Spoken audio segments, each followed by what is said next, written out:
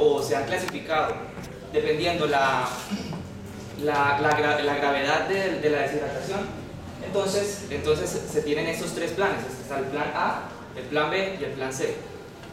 Muy rápidamente, el plan A, plan B y plan C se van aumentando según la gravedad o la seriedad de la deshidratación o de los problemas que se estén presentando con la pérdida de líquidos. Podemos observar que en el plan A, básicamente lo que se quiere es hacer una prevención de la deshidratación. Eso se da en las etapas principales o iniciales de un proceso diarreico o de una deshidratación.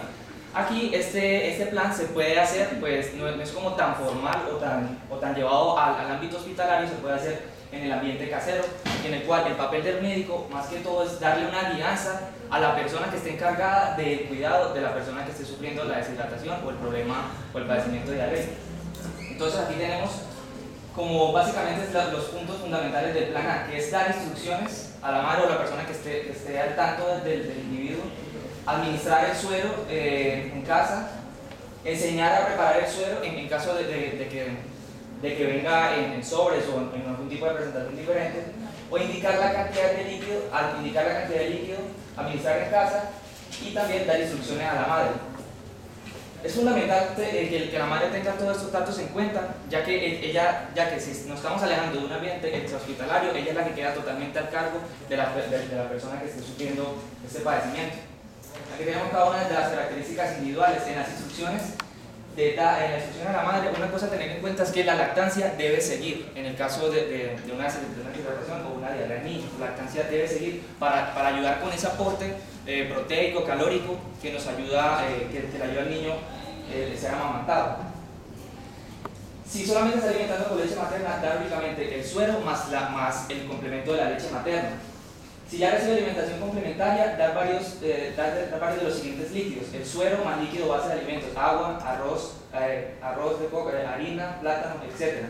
Es decir, además de este suero que nos va a ayudar con el aporte líquido, también se puede complementar.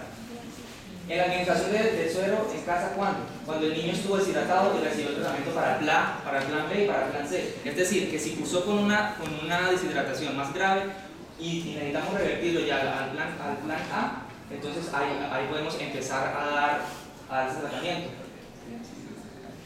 Y el plan C se entregará el C, ¿verdad? Bueno, plan B. El plan B es cuando no hay presencia de choque, por ejemplo, o shock sistémico, pero cuando se está comprometiendo de cierta manera más el estado general del individuo o de la persona afectada. Se utiliza para deshidratación sin shock y para rehidratar cuando ya los síntomas se estén manifestando de una manera más visible en el individuo. Por ejemplo, se ve aletargado, se ve somnoliento, y con todas las presentaciones de los síntomas. No, por favor. No. Tenemos 1, que se utiliza para deshidratación sin choque. 2, si tiene vómito, porque como ya vimos antes, el vómito es otra fuente, otra salida de líquidos, muy importante. 3, por vía oral también. Y 4, una vez hidratado, se pasa al plan A, es decir, que ya se puede revertir este grado de deshidratación. Aquí podemos ver cada una de las características que se subdividen. Ya puede pasar. Y ahora tenemos el plan C, que ya es cuando se presenta shock o un choque sistémico en el cual ya se está comprometiendo más que todo ya la vida del paciente. Cuando hay presencia de convulsiones, el paciente ya no presenta un estado de conciencia muy visible, y aquí es hidratación venosa para pacientes con shock hipovolémico.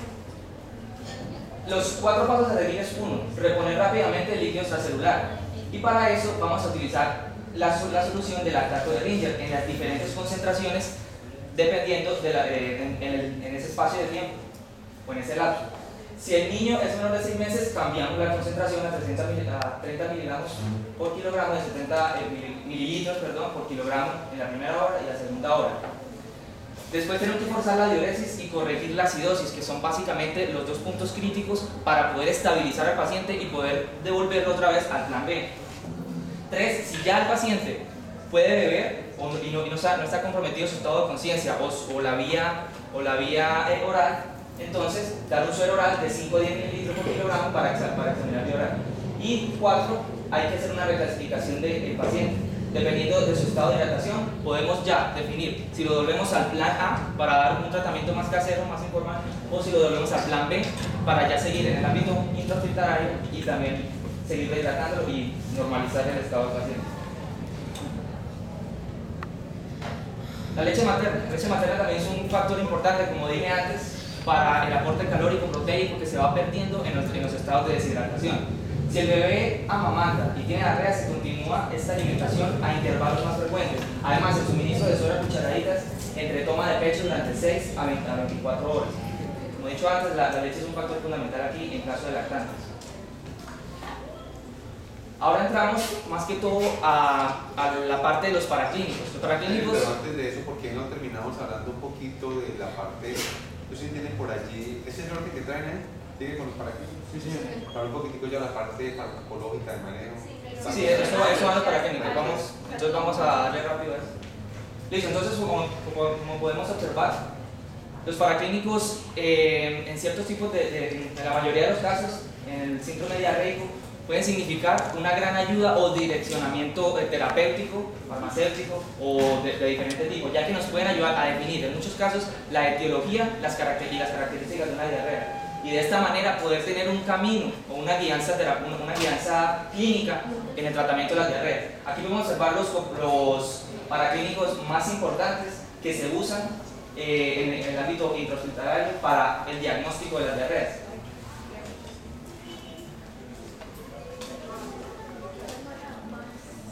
Listo, aquí tenemos entonces el coprológico, coprológico y coproscópico.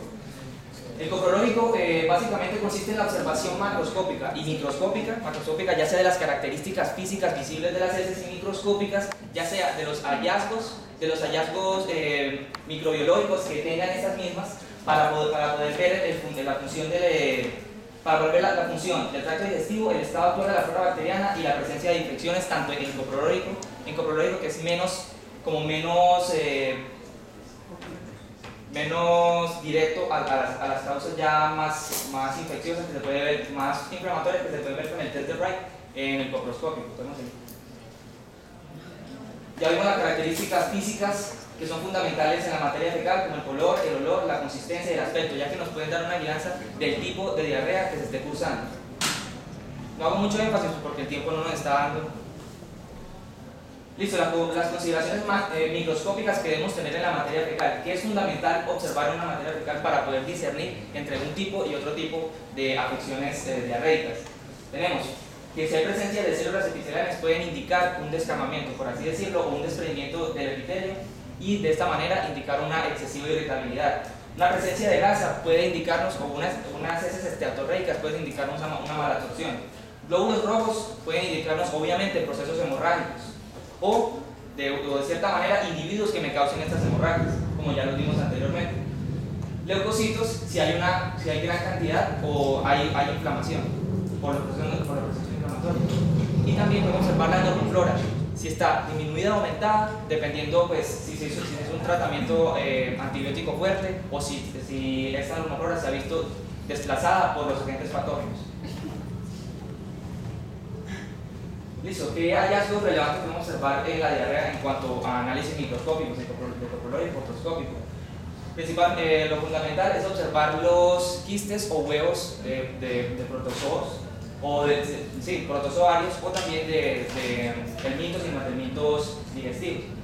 En los nematodos tenemos 3 diferentes tipos de división: los nematodos, los septos y los protozoarios. Y aquí tenemos básicamente los huevos más comunes o más encontrados en un estudio coprológico.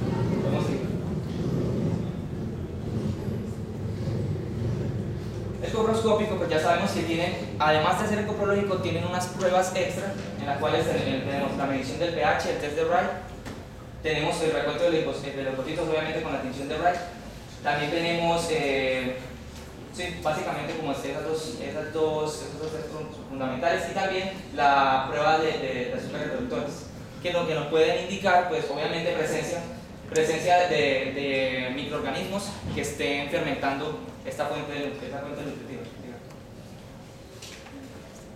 Y el coprocultivo lo vamos a usar cuando queremos como cuando queremos tener ya más como una...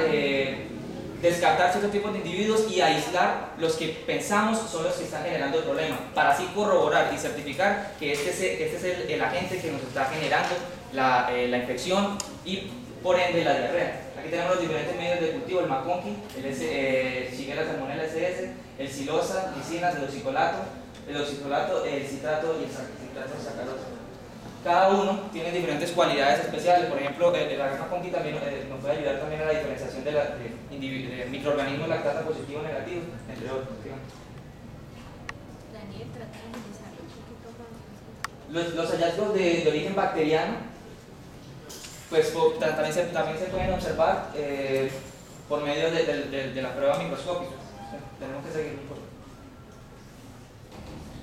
Otra prueba importante es el test de Graham. Como ya todos sabemos, el test de Graham nos puede servir para ver presencia de individuos que dejen sus huevos en la región perianal. Y también hay que ver el procedimiento.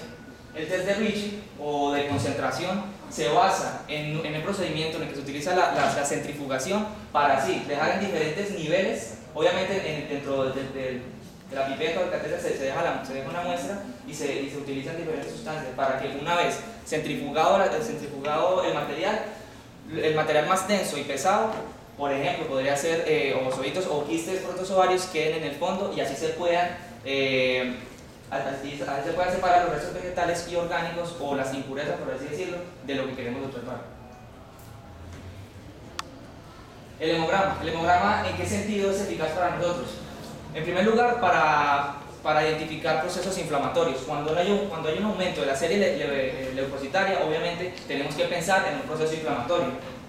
También, en la serie eritrocitaria, si también podemos observar que hay alteraciones del hematocrito cuando se afecta la volemia sanguínea.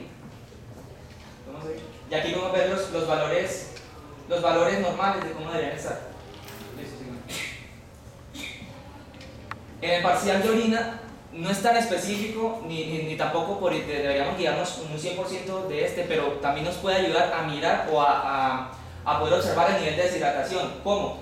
Analizando la densidad de la orina. ¿Por qué? Porque si hay pérdida de líquidos, obviamente la densidad o los sustratos sólidos de la orina generan una mayor densidad de la misma.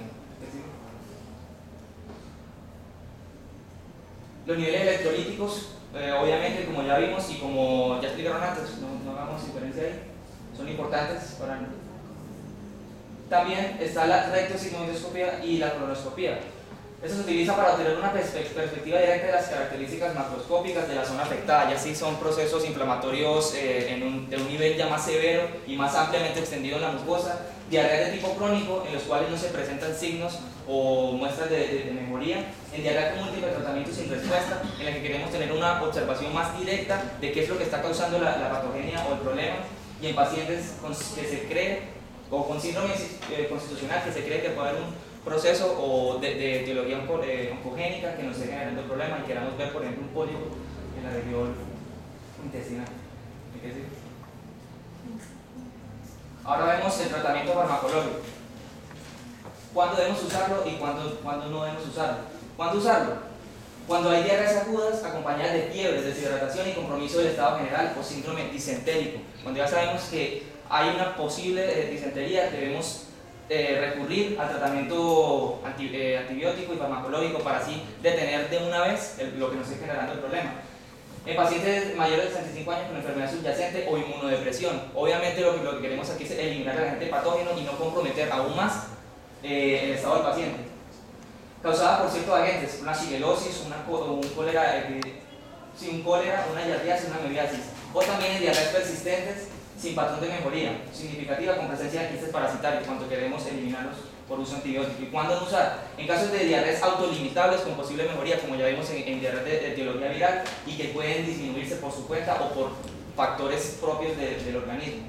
En casos de intoxicación externa o por alimentos. Obviamente, si lo que sabemos está generando el problema es una toxina, ¿para qué recurrir a los antibióticos? Si lo que necesitamos es dejar que la toxina fluya y se elimine. Y cuando la acción antimicrobiana compromete la flora y esos nichos o esos espacios vacíos que está dejando la flora normal pueden ser ocupados por organismos patógenos que de verdad pueden causar problemas. Ahora los criterios de uso de antibióticos. En caso de enfermedad diarreica aguda de tipo invasivo, como ya vimos antes, no en todas, pero en las que nos presenten el síndrome de disentería. Utilizar antibióticos para flora gram negativa. Cultivo positivo. Eso es importante, ya sabemos que es la flora gram negativa es la que predomina en las regiones afectadas por el síndrome de diarreica. Cultivo positivo para bacterias y que nos dé presencia de leucocitosis y polimorfismo de más de 20 por campo. Cuando ya es un proceso inflamatorio activado por agentes patógenos infecciosos, ya sabemos que debemos recurrir o podemos recurrir a los antibióticos. Tener en cuenta los ajustes antimicrobianos dependiendo del grado de deshidratación, porque ya sabemos que la volemia o el nivel de hidratación pueden afectar el movimiento de la farmacocinética o la manera en que se distribuyen esos fármacos. Ahora aquí como una nota para recordar que antes de recurrir a los fármacos se debe evaluar si son estrictamente necesarios, ya que no son como el primer paso a seguir, y que la rehidratación y estabilización de las funciones fisiológicas del área afectada son primordiales antes de usar los antibióticos y pueden resultar siendo más efectivas y menos tóxicas o nocivas en ciertos casos. ¿Alguien puede continuar? No, ya yo creo que ahí en esa parte para que pues comencemos entonces a hacer la discusión con relación a la parte del caso clínico. Hay alguien que puede ser ¿Alguien puede leer la Camila, que nos hable un poquitico, nos muestre lo que está con relación al tratamiento farmacológico respecto al uso de antibióticos en general.